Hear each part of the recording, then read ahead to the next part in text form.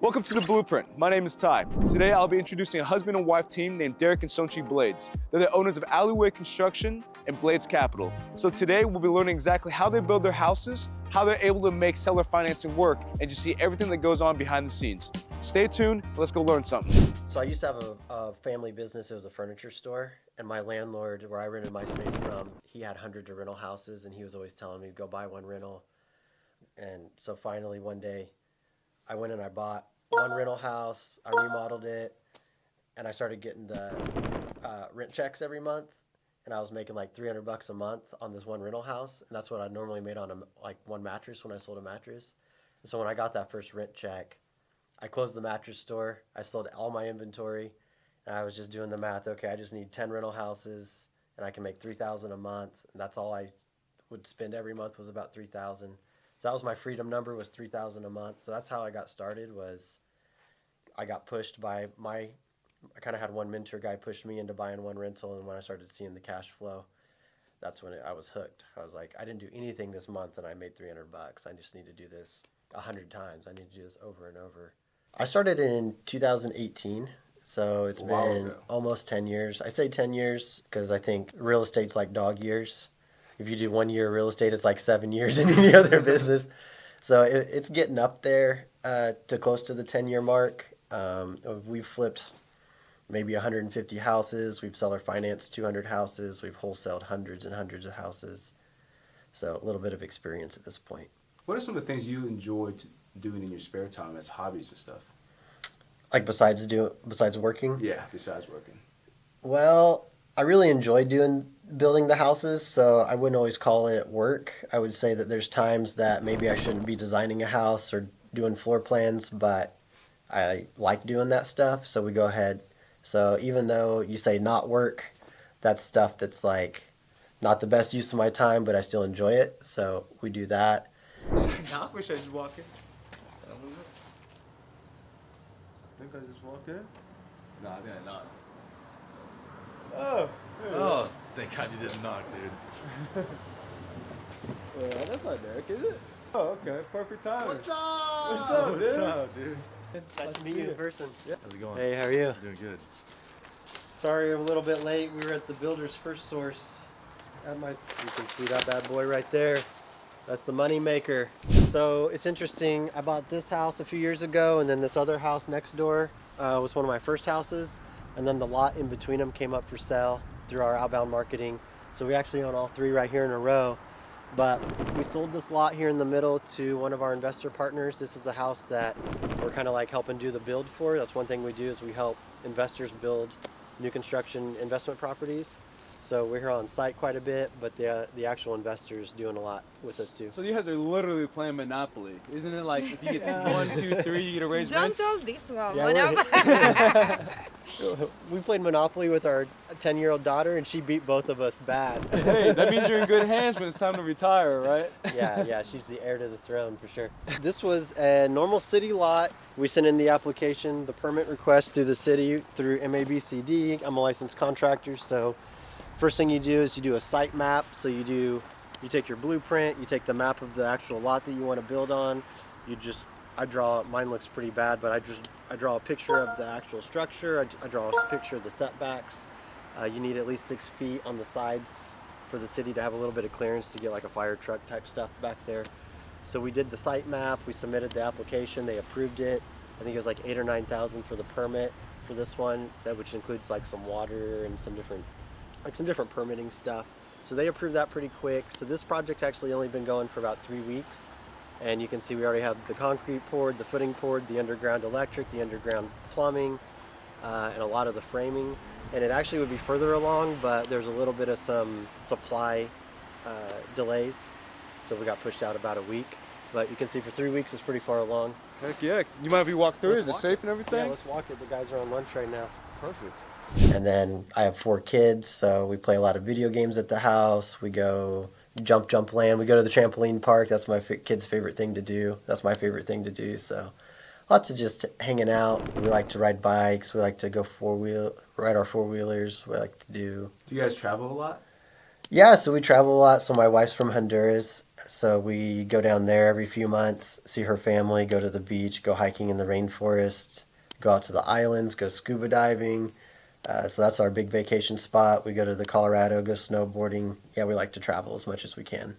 And our business is set up to where we have managers, we have project managers, we have salespeople selling the houses, we have acquisition managers, we have marketing team. So we can go on vacation quite a bit and still check in for an hour or two a day and be able to work remote if we want to. It's nice. So, did you and your wife, Sochi, did you guys combine forces at one point, or did you guys start the whole real estate journey together? So I had been flipping houses for about 6 years and doing some seller financing, doing some different deals, wholesaling, and she had been working around the whole country doing big commercial hotel remodels. So they would clear out a whole floor of like a Hyatt or a Hilton and renovate the whole thing. The franchise liked to reface every few years, and then they'd move all the customers down to the next floor, go to the next floor, wipe it out. And so she has really high level commercial project management skills to manage teams of like hundreds of people with like $1 million budgets and 15 or 20 shipping containers with just flooring in it. So for her, we got connected when I was doing a lot of flips where I was flipping maybe 5 to 10 houses at one time, and she came in and she could manage 10 flips at one time. So we just kind of combine forces that way. That we have different skill sets, but a lot of stuff overlap. But a lot of stuff she's better at and I'm better at. So it's kind of yin and yang. Don't really get a lot of surprises with the new construction. So instead of flipping 7 houses at one time and not knowing what the heck's going on, if you build 7 houses in a row, your framer can go down the line and your plumber can be right behind him going down the line. So it's really kind of the next level of scaling and getting into bigger numbers and bigger units. So really what he's trying to say is we've been doing our business wrong this entire time. So we're going to stop flipping houses and start doing owner carries. Not wrong, not wrong. Just not Evolving. Just not evolved. No, we still flip, and I think we were talking about this morning. It's a big balance. So if we can find a juicy flip, heck yeah, we're going to do it. But if you want to subsidize your cash flow and keep your crews busy, it's a good thing to add into your business. So new builds really that brings the consistent cash flow, the predictive cash flow, and every now and then when you find a flip that's like a big chunk of change, that's like a bonus on top. Yeah, don't say no to a good deal. You know, now that we're in the construction process, I know that Sochi actually does a lot of like, the construction side for you guys, or is it just mainly the managing? She does everything. Yeah, I have a lot of experience for flipping houses, and I'm working for 5 years in flipping hotel project for $20 million. And I started the new construction, me and Derek together 2 years ago, and I can use them the same tax for. And I have one goal for one house for 65 days construction, brand new. Wow, 65 days. 55. 55? Yeah, 55 days. Holy So to have a process and a checklist. Yeah, So what you're telling me is, if this was nothing was here, nothing. Yeah. in 55 days, so less than 2 months, you can build a whole house that you can live in. Yes, ready for it. And you had the permit today, so she'll start tomorrow. Yeah. Yeah. So to say You heard her. Yeah. Do the camera. Yeah, Don't Hey, die, do you wanna Austin. take this? it's fun.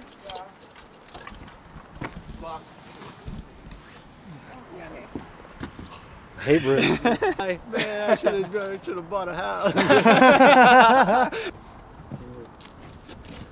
I hate going down too, man. How far do you want to take your business, and what ultimately drives you to want to reach that goal? You know, everyone in my family has been self-employed with small businesses, and everybody in my family has died working. They've never retired. So I think it's just balance. I think that's kind of my big mantra. That's something I think about a lot is keeping the balance in life. And I think even if I'm 90 years old and I'm making $1 million a month in cash flow, I'm still going to get up and go to work, and I'm going to go on vacation, and I'm going to read books, I'm going to work out. So just budgeting time, and there's really once you kind of have enough cash flow to cover your monthly expenses, you're just doing what you enjoy doing, I guess. It's not work anymore, huh? It's not work. You work because you want to work, not because you have to work. I guess once you get to that point. The series is called The Blueprint, right? If you had to go back in time with no money, no knowledge, and no connections, how would you do it to make it more efficient to get to where you are now? To go to a lender and get a bunch of money, they're going to want to see a track record. So your first few years is going to be working probably too hard for not enough, but it's like a resume. You got to be able to take your resume into the bank. So, I mean, going back and trying to tell myself what to do different, there's not a lot you really can do different. You kind of just have to buy the house, pay plumbers too much, pay electricians too much, pay your lenders too much, and build out every expense and go through with a marker and see how can I get this expense down, how can I get my marketing down. And This guy followed me for Texas. Really? Yeah, for fake. Well, he followed me for a lot of years, but he's my family in Honduras and everything, and he working here right now. In August, Yeah. we moved to here and stay here now. That's Following quite her. that's quite a pull you got to be able to bring people and move entire families. And I have 6 years working on it in Texas, and I ¿Cómo just se dice confianza, Jorge? it's a confidence for Yeah. for her and for him. You know. It's for Yeah, hey, when come we in start- here, buy this house, and you make money. Yeah, Jorge make money. Yeah, Jorge's making money. Yeah. What's your favorite part of Horacio? Man, right now I have it my husband, but I don't have it my husband. Horacio is my other. Hey, man. Come on, man. Of course. Of course. Man, I know how, long time ago, I know having money. I told Horacio, I need money. Okay, let's do it. Use the credit card. He helped me a lot at this. It's my best, yeah. I can die Shout and out to maybe you Horacio. will see a little bit money. Thank you, I appreciate it. Ahora necesito yo. Y ustedes No, dos. and he opened one new company right now. It's Batteries Construction. You need the one good framing guy. Seriously, these are nice houses. All these ones are yours on this street right here. yeah, not that blue one, but all these down. That's my house on the corner. The little one on the corner is mine. Okay. And then we built all the way around that back street too. And there's 3 of them over there. That's another guy. Beautiful. Welcome to my crib. I would say you just have to have a baseline. You have to just do it wrong, and then go back and make it better. So just trial and error, pretty It's much. trial and error. You got to get kicked in the sack a couple times and learn how to dodge it. You know, it's funny you said like, get kicked in the sack a couple times. You know, we've definitely experienced that. Can you talk about one of the times that you did get kicked in the sack and how you got out of it? Yeah, man, absolutely. So there's this bank in town that was just loaning as much money as you wanted. They didn't really ask a lot of questions. So during COVID, I borrowed about $5 or $6 million in a span of 2 years. So I went from scratching and clawing to get my first $1 million line of credit. And then after that, this bank said, here's $5 million more. And I was like, I'm going to buy everything. So I went out and I bought 120 single family rentals in 2 years. And I was losing about $15,000 a month with vacancy, repairs. My make readies were total trash. My sewer lines were clogged up because I was buying old houses that were, sitting there for a long time. I wasn't fixing roofs, so roofs were leaking. I didn't have a process.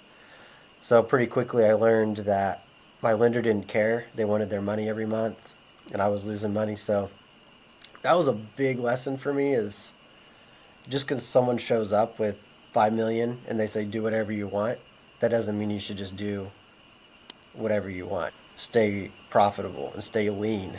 And so I sold about 60 or 70 of the properties. I packaged them up into big like single family portfolios and sold them.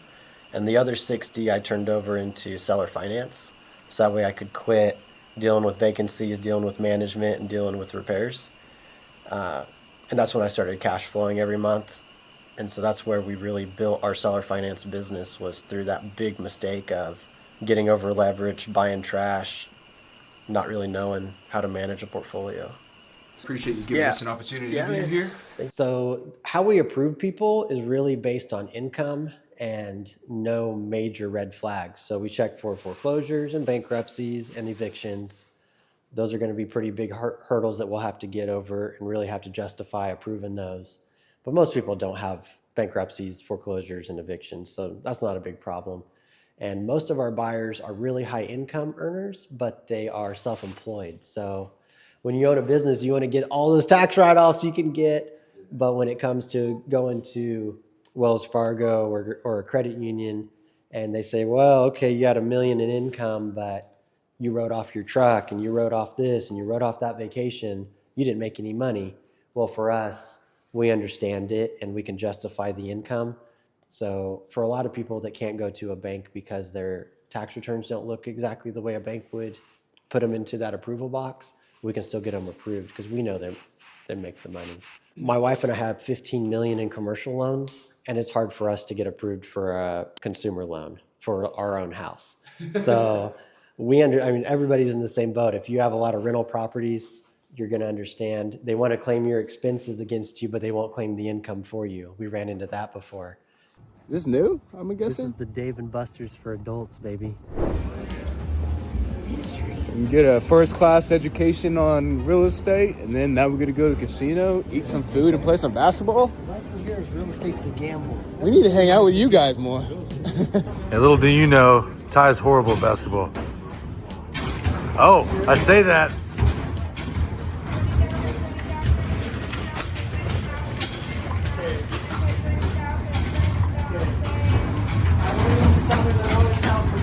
Dude, 148.